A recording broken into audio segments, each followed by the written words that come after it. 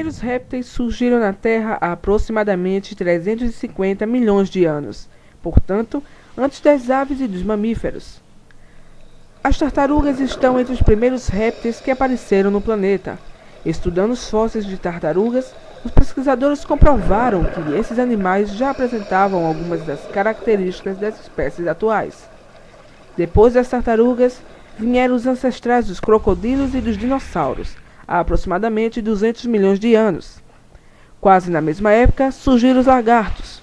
As cobras só surgiram mais tarde, cerca de 160 milhões de anos atrás. Os répteis são vertebrados que se adaptaram a condições de vida fora da água, em ambientes terrestres secos, graças à fecundação interna e à presença de ovo com casca. Esse ovo protege o embrião, que nele se desenvolve e lhe fornece os nutrientes necessários. A vantagem da fecundação interna para a adaptação dos répteis a ambientes terrestres secos é que, por esse processo, o macho introduz diretamente os gametas masculinos, espermatozoides, dentro do corpo da fêmea, onde ocorre a fecundação do gameta feminino, o óvulo. Outros grupos de animais ainda dependem da água para se reproduzir. Neste caso, os gametas são liberados na água, onde ocorre a fecundação externa. Outras características que contribuíram para a adaptação dos répteis à vida em terra firme são a pele impermeável, coberta de placas ósseas ou escamas, e a respiração pulmonar. Para controlar a temperatura do corpo, os répteis praticamente não utilizam o calor originado do seu metabolismo, mas usam o calor do meio ambiente. Segundo a classificação atual, os animais que apresentam essas características são chamados de ectotérmicos. Já que se valem do calor do ambiente, a temperatura dos répteis fica sujeita às variações da temperatura externa. Portanto, se a temperatura ambiente aumenta, a do corpo desses animais também aumenta. Se a temperatura ambiente diminui, a de seu corpo também diminui. Por essa razão, os répteis já foram chamados de pecilotérmicos. Pecilo, variável, variado. Por que, quando colocamos a mão em um réptil, normalmente sentimos seu corpo frio? Porque nossa mão, como todo o nosso corpo, apresenta uma temperatura muito próxima de 36,5 graus, enquanto os répteis estão à temperatura ambiente, que em geral é inferior a 36 graus. Assim como a temperatura da mão é mais alta do que a do corpo dos répteis, temos a sensação de que eles são frios. Por isso, os répteis são também conhecidos como animais de sangue frio. As três maiores ordens em que os répteis se dispõem são quelônios, crocodilianos e escamados.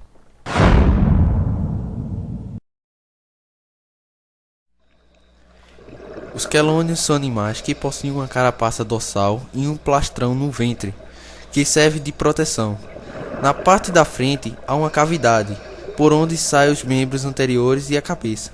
Na parte de trás há outra cavidade, por onde sai a cauda e os membros posteriores. Os quelônios não possuem dentes. As tartarugas são animais aquáticos. É por isso que seus pés possuem uma forma de nadadeiras. Algumas espécies vivem em água doce, outras vivem no mar. O tamanho e o peso variam bastante. Há espécies com mais de 200 kg.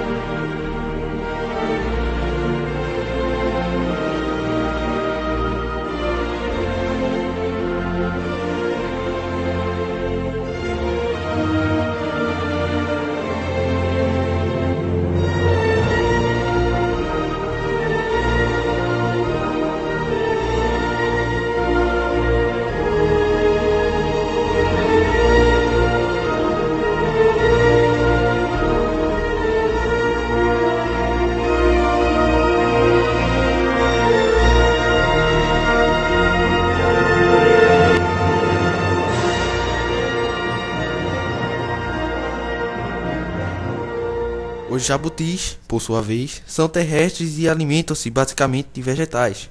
Seus pés estão adaptados à locomoção terrestre, com dedos dotados de unhas bem grossas, mede de 35 a 45 centímetros de comprimento. Já os cágados vivem tanto na água quanto em terra. Em seus pés, encontramos 5 dedos ligados por pequenas membranas natatórias. O tamanho desses animais varia de 15 a 30 centímetros de comprimento.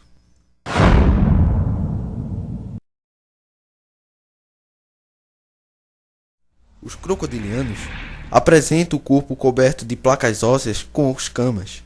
Têm numerosos dentes e cauda longa. São os maiores répteis conhecidos.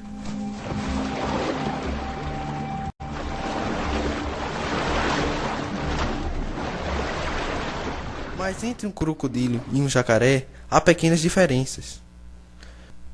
Carnívoros, os crocodilianos têm alimentação variada. Os mais jovens comem insetos. Os adultos comem peixes, anfíbios, mamíferos e aves.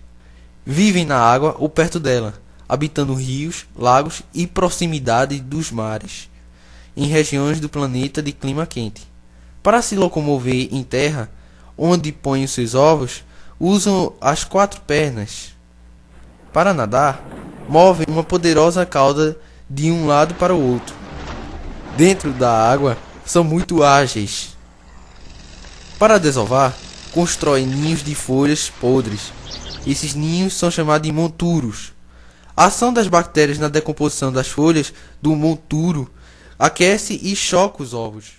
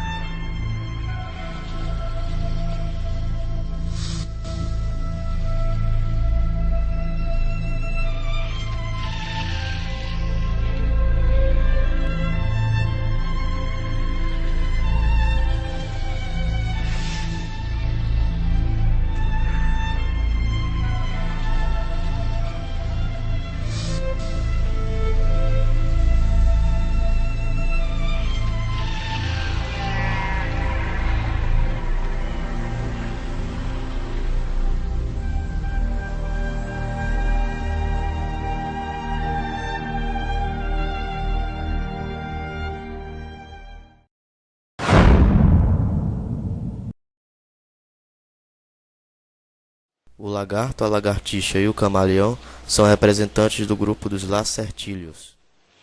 O corpo desses animais se parece com o dos crocodilianos, mas é bem menor. Esses animais vivem em lugares quentes e alimentam-se de insetos, engolindo-os inteiros. As lagartixas e muitos lagartos apresentam um aspecto curioso. Em momentos de perigo, eles se livram da cauda. Esse grupo compõe uma das subordens do grupo dos répteis escamados.